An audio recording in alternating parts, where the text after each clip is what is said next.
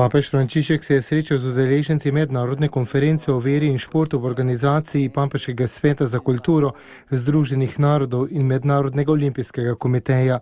Avdience v dvorani Pavla VI. V Vatikanu sta se zato poleg predsednika vatikanskega dikasterija kardinala Gianfranca Ravasija udeležila tudi generalni sekretar Združenih narodov Ban Ki-moon in predsednik olimpijskega komiteja Thomas Bach.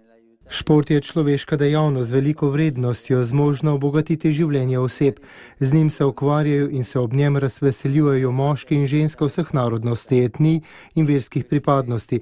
Olimpijsko geslo hitreje, višje, močneje je vabilo k razvijanju talentov, ki nam jih je dal Bog. Ko vidimo športnike, kako si prizadevajo maksimalno izkoristiti svoje sposobnosti, nas šport navdušuje, navdaja nas z občudovanjem, počutimo se skoraj ponosne, je poudaril papež Frančišek in dodal: veliko lepote v skladnosti določenih gibov, kakor tudi v moči ali skupinski igri. In kadar je tako, šport presega raven čiste telesnosti in nas dvigne v areno duha in celo skrivnosti.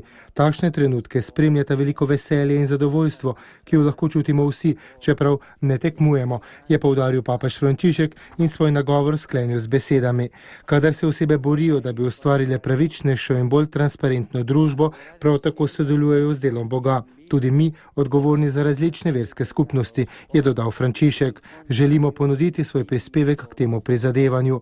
Kar se tiče katoliške cerkve, je ta dejavna v svetu športa, da bi prinesla veselje evangelija, vključujočo in brezpogojno ljubezen do vseh ljudi.